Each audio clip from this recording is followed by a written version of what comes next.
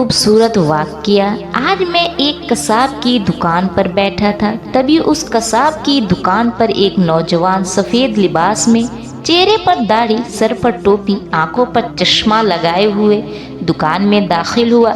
दुकान पर काफी भीड़ लगी हुई थी। लोगों की आवाज से दुकान गूंज रही थी। भाई 1 किलो गोश्त देना, भाई 2 किलो गोश्त देना, भाई आधा किलो गोश्त देना, ऐसी आवाजें शोर पैदा कर रही थी। उस दुकान में उन्हीं आवाजों के बीच जैसे ही वह नौजवान दाखिल हुआ, दुकान में कसाई ने सारे ग्राहकों को छोड़कर उस नौजवान से पूछा, क्या चाहिए भाई आपको? नौजवान ने कहा, आधा किलो गोश्त चाहिए। कसाई ने फौरन बेहतरीन गोश्त का टुकड़ा काटा और अच्छी तरह से बूटी बनाकर दे दिया।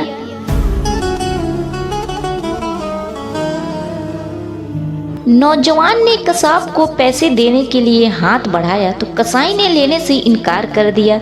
नौजवान ने कहा, भाई आप हमेशा ऐसा ही करते हो। कसाई इस बात पर थोड़ा मुस्कुरा दिया और नौजवान भी मुस्कुराते हुए दुकान से बाहर चला गया। और दुकान पर जो ग्राहक थे वह तरह तरह की बातें करने लगे कि हम कब से खड़े हैं और कसाई को देखो, लगता है इसको चर्बी चढ़ी है।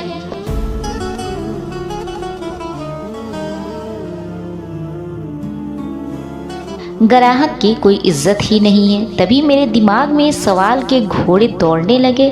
मैं दुकान खाली होने का इंतजार करने लगा। सारे ग्राहकों को निपटाकर जैसे ही कसाई खाली हुआ, मैंने कहा, 1 किलो गोश्त मेरे लिए बनाना। फिर मैंने कहा, अभी जो नौजवान आपकी दुकान से गोश्त लेकर गया है, क्या वह आपको कोई करीबी रिश्तेदार है या दोस्त है?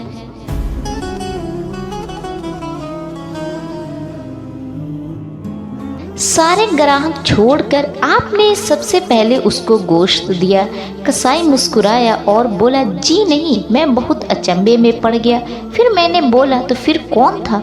वह नौजवान कसाई बोला कि वह मेरी मस्जिद के इमाम साहब थे।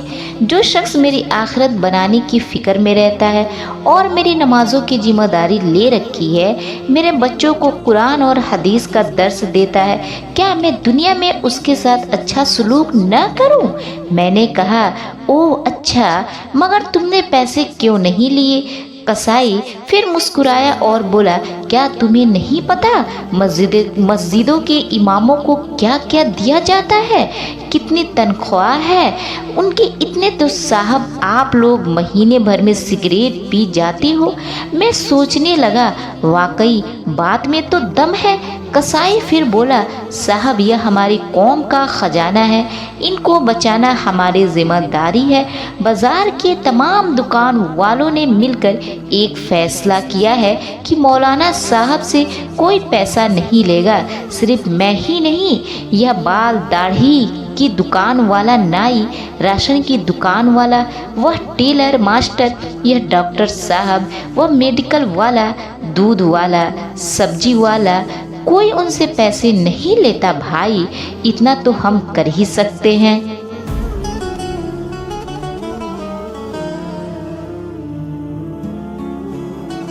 और फिर मुस्कुरा कर कहने लगा, साहब आधा किलो गोश्त के बदले जन्नत मुनाफे का सौदा है, यह लो जी आपके गोश्त की थैली। उसने कहा और मैंने पैसा कसाई की तरफ बढ़ाया और कहा, पर भाई मैं तो नौकरी करता हूँ, काश मैं भी इस तरह का कोई बिजनेस करता। कसाई ने कहा, बहुत आसान है, सामने वाले दुकान में मौलाना साहब ने अपनी साइकिल बनाने के लिए दिए हैं। दोस्तों, इस वीडियो से आपको क्या समझ आया कि हमारे मस्जिदों के इमाम साहब या मुअज्जिन साहब की तनख्वाह यानी कि सैलरी बहुत कम होती है।